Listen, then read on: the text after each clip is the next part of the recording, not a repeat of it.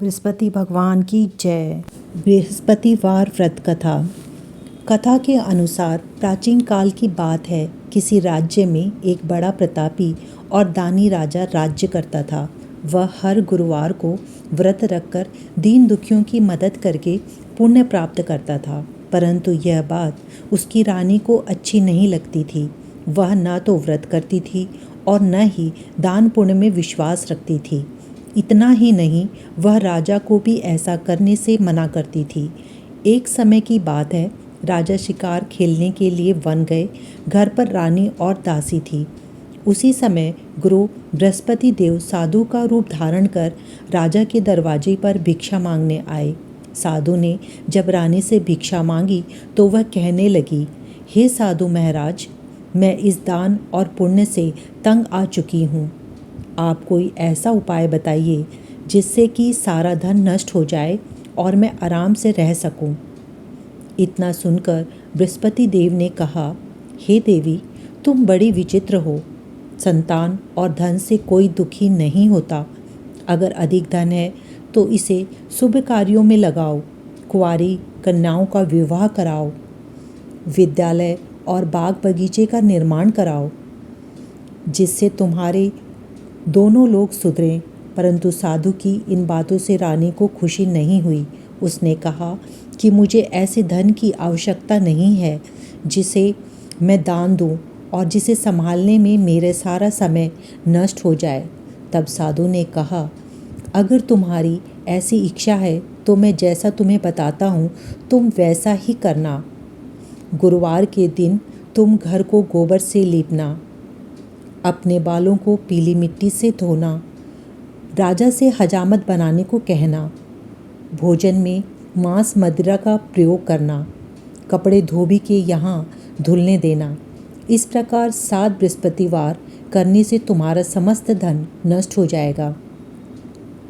इतना कहकर साधु के रूप में बृहस्पति देव अंतर्ध्यान हो गए। साधु के अनुसार कई बातों को पूरा करते हुए रानी को केवल 3 बृहस्पतिवार ही बीते थे कि उनकी समस्त धन संपत्ति नष्ट हो गई। भोजन के लिए राजा का परिवार तरसने लगा। तब एक दिन राजा ने रानी से बोला कि हे रानी, तुम यहीं रहो, मैं दूसरे देश को जाता हूँ, क्योंकि यहाँ पर सभी लोग मुझे जानते हैं, इसलिए मैं कोई छोटा कार्य नहीं कर सकता। ऐसा कहकर राजा दूसरे देश चला गया। वहाँ पर जंगल से लकड़ी काट कर लाता और शहर में बेचता। इस तरह वह अपना जीवन व्यतीत करने लगा। इधर राजा के परदेश जाते ही रानी और दासी दुखी रहने लगी। एक बार जब रानी और दासी को 7 दिन तक बिना भोजन के रहना पड़ा तो रानी ने अपनी दासी से कहा, हे दासी, पास ही के नगर में मेरी बहन रहती है। वह बड़ी धनवान है। तू उसके पास जा और कुछ ले आ, ताकि थोड़ी बहुत गुजर बसर हो जाए। दासी रानी की बहन के पास गई। उस दिन गुरुवार था और रानी की बहन उस समय बृहस्पतिवार व्रत की कथा सुन रही थी। दासी ने रानी की बहन को अपनी रानी का संदेश दिया, लेकिन रानी की बड़ी बहन ने कोई उत्तर नहीं दिया। जब दासी को रानी की बहन से कोई उत्तर नहीं मिला तो वह बहुत दुखी हुई और उसे क्रोध भी आया। दासी ने वापस आकर रानी को सारी बात बता दी।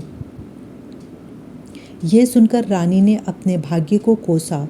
उधर रानी की बहन ने सोचा कि मेरी बहन की दासी आई थी, परंतु मैं उससे नहीं बोली, इससे वह बहुत दुखी हुई होगी।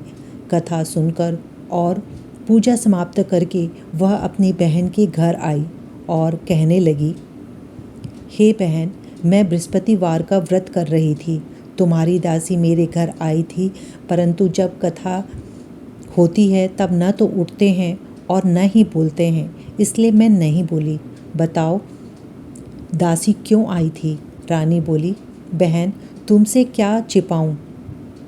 हमारे घर में खाने तक को अनाज नहीं है।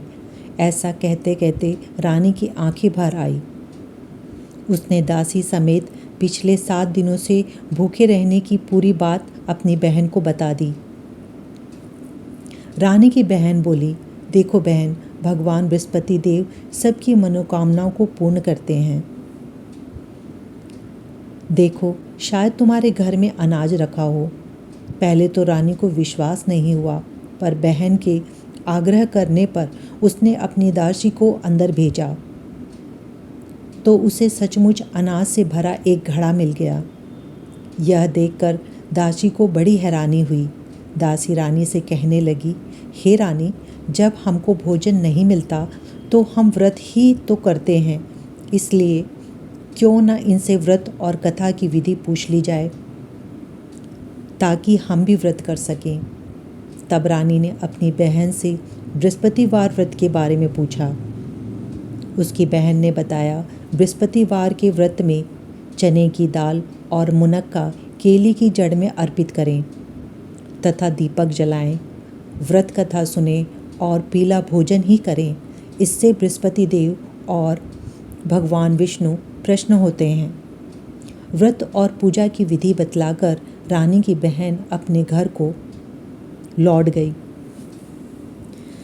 7 दिन के बाद जब गुरुवार आया तो रानी और दासी ने व्रत रखा। वह गुड़साल में जाकर चना और गुड़ लेकर आई।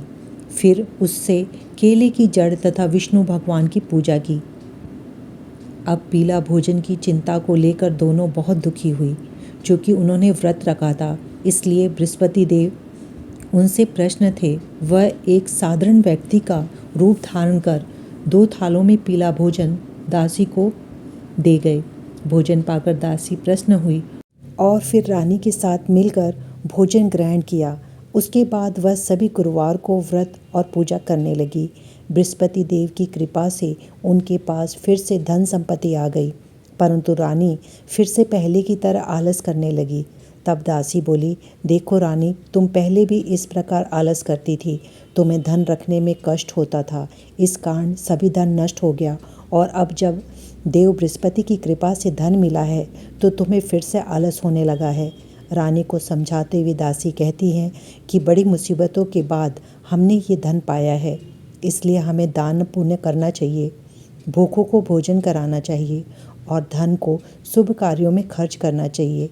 इससे तुम्हारे कुल का यश बढ़ेगा, स्वर्ग की प्राप्ति होगी और पितर प्रसन्न होंगे। दासी की बात मानकर रानी अपना धन शुभ कार्यों में खर्च करने लगी। इससे पूरे नगर में उनका यश बढ़ने लगा। बृहस्पतिवार व्रत कथा के बाद श्रद्धा के साथ आरती की जानी चाहिए। उसके बाद प्रसाद बांटकर उसे ग्रहण करना चाहिए। विष्णु भगवान की जय, बृहस्पति भगवान की जय।